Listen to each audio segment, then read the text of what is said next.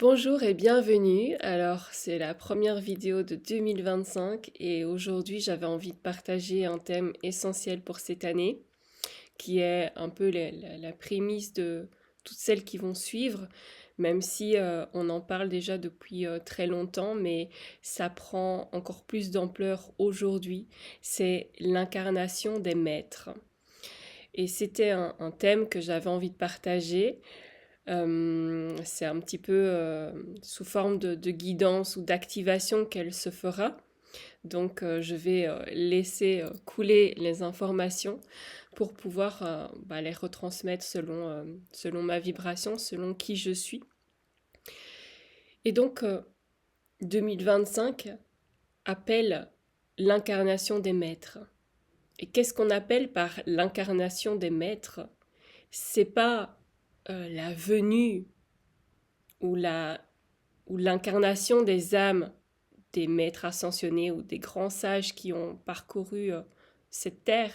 C'est plus l'éveil intérieur de cette maîtrise de soi.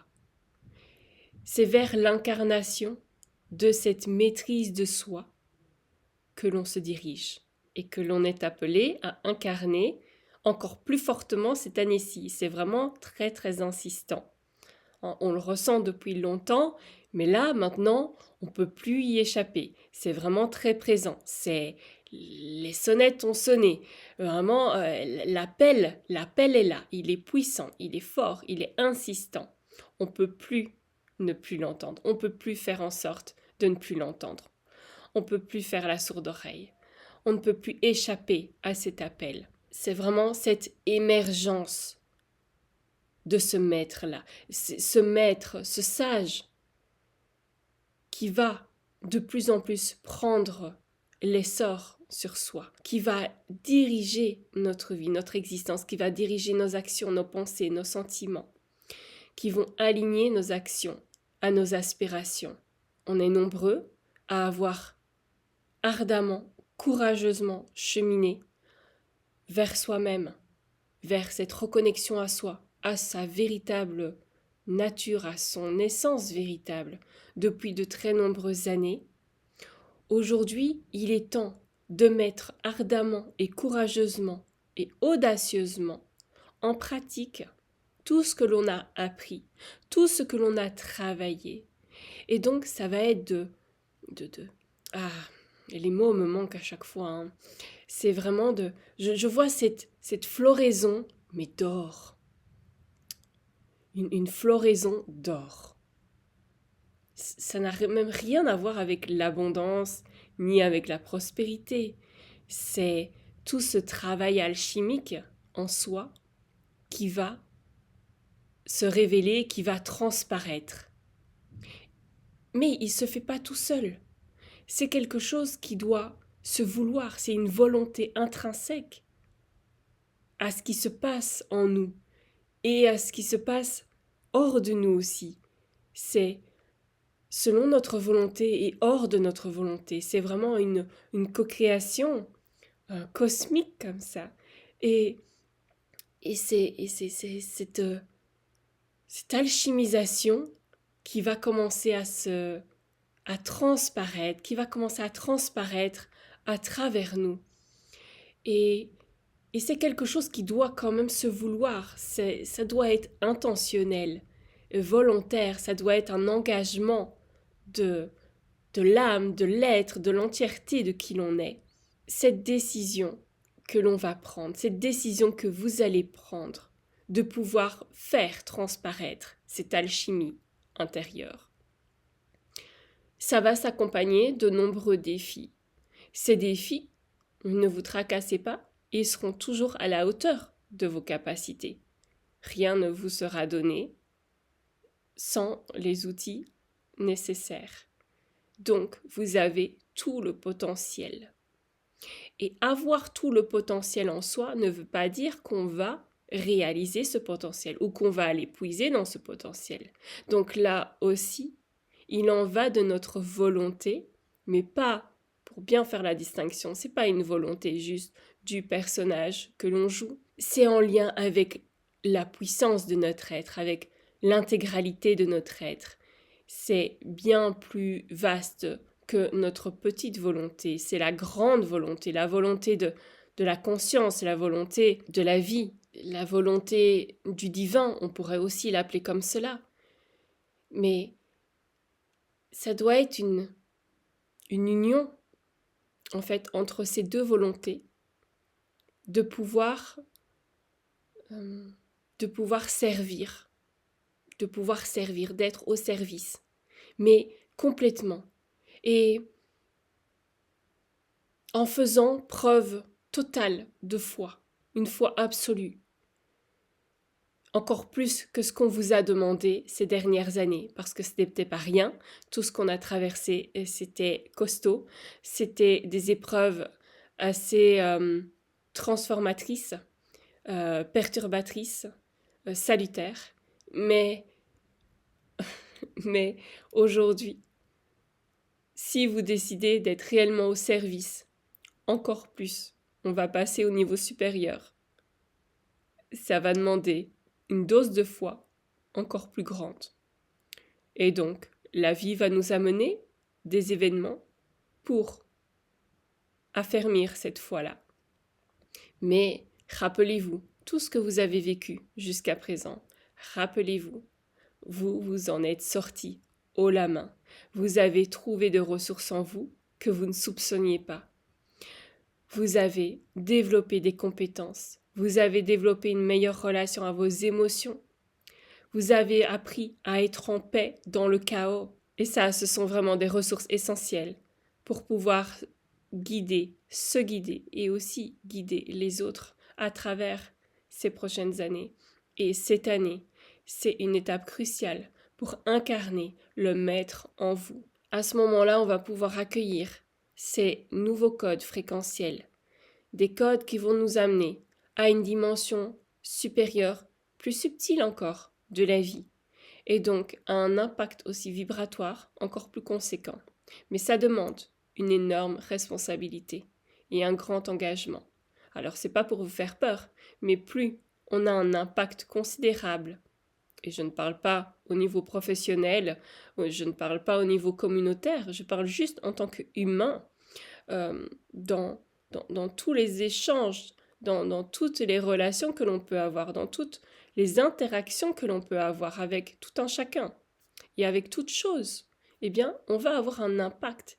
Et donc, là, est nécessaire d'apporter le plus de conscience possible, le plus de responsabilité, de discernement, d'intégrité et de souveraineté.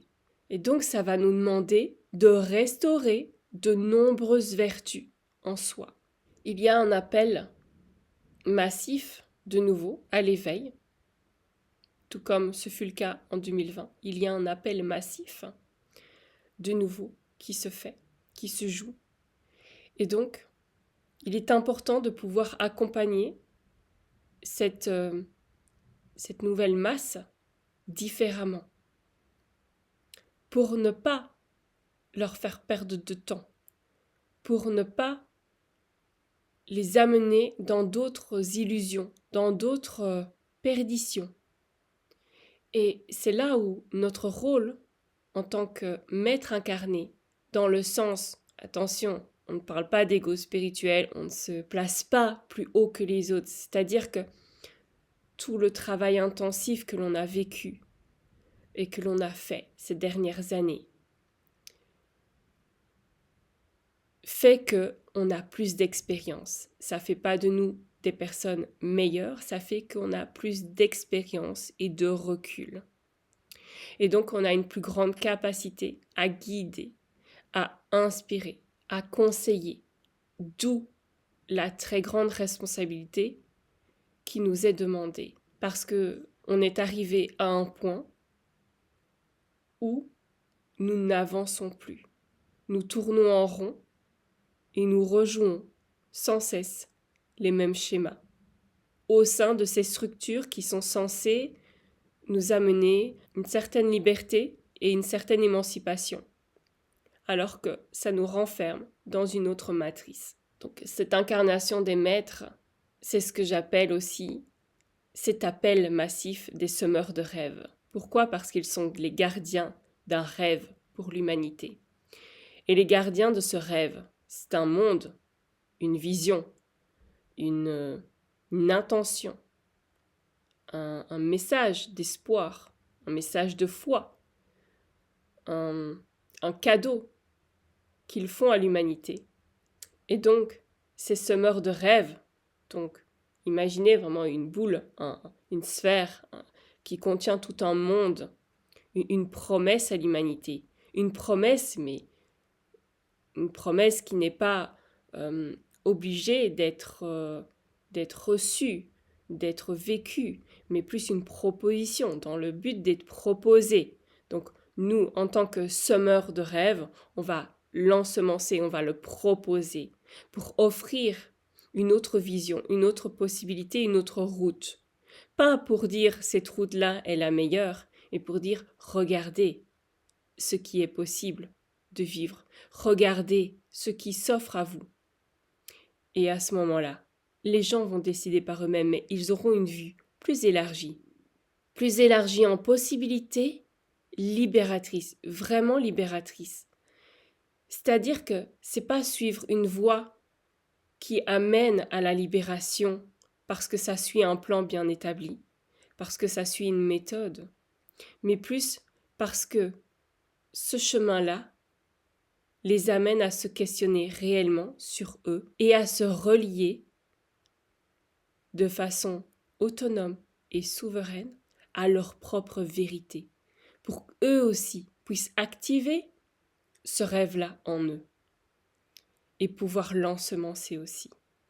Cette descente des nouveaux codes fréquentiels, donc on va incarner, intégrer de nouveau ces parts divines, ces parts, parce qu'il y a toujours des parts de soi multidimensionnelles à incarner, à intégrer, donc le travail, il sera jamais fini, hein.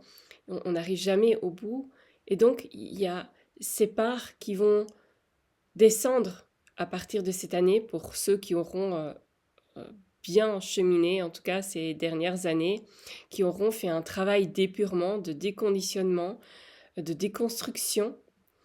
Et cette intégration ne se fera pas pareil pour tout le monde. Elle se fera selon le niveau de clarté et cette confrontation à ces illusions.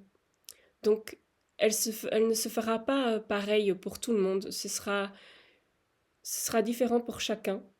Et au plus ces voiles vont s'enlever, au plus on fera face aux illusions qu'on se fait vivre, parce qu'on s'en fait vivre continuellement malgré tout, mais c'est le chemin de la vie, et au plus on va faire face à ces voiles, au plus on va rentrer dans des dimensions de la vie et de la conscience différentes.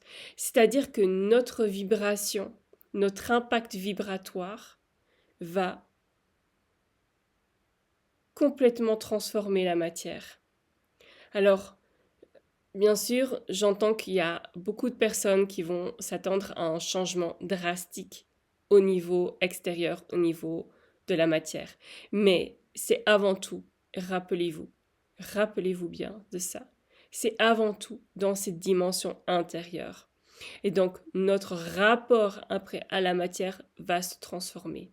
Donc, notre rapport à l'extérieur va se transformer. Ce n'est jamais l'extérieur qui se transforme comme par enchantement. C'est notre dimension intérieure qui va vibrer différemment, qui va intégrer des dimensions différentes de la vie et qui va interagir avec l'extérieur autrement, d'où les transformations matérielles. Et donc, il va y avoir tout un tas de réajustements dans nos vies par rapport à ça pour pouvoir vivre ces intégrations-là. Parce que on ne peut vivre ces intégrations et bien les intégrer pour les incarner qu'en les expérimentant, qu'en acceptant de vivre les expériences. On ne peut pas les incarner sans vivre les expériences qui sont associées à ça. Et donc, ne refusez pas ces expériences qui sont des cadeaux pour accéder au prochain niveau de votre incarnation, qui vous permet d'incarner ce maître-là en vous. Et pas pour pouvoir régner sur quelqu'un d'autre, pas pour avoir plus de pouvoir sur l'un ou sur l'autre. Non, c'est plus de maîtrise personnelle sur votre capacité à gérer vos énergies, à gérer vos émotions et à jouer avec elles et à interagir avec la vie de façon intelligente, consciente et souveraine. Voilà ce que j'avais envie de partager au niveau de cette année 2025 sur l'incarnation des maîtres. Si vous n'en êtes pas là, ne vous tracassez pas, votre tour arrivera si c'est un désir profond de votre être, parce que vraiment cette année c'est un point culminant où on le ressent très fortement, c'est un point de bascule où là on ne peut plus faire autrement. Donc où là cet appel est vraiment massif. C'est pas un appel à l'éveil, c'est un appel à l'incarnation de cette maîtrise de soi, à cette souveraineté, à ce pourquoi vous êtes ici sur Terre, et donc à cette grande maîtrise où on vient mettre en application concrètement, dans son quotidien, dans sa matière, tout ce que l'on a appris, tout ce que l'on a expérimenté, tout ce que l'on a alchimisé. Mais ici, on vient passer un cap, on vient activer un niveau supérieur dans ce grand jeu de l'incarnation. Voilà, on se retrouve très vite pour un nouveau partage. À bientôt.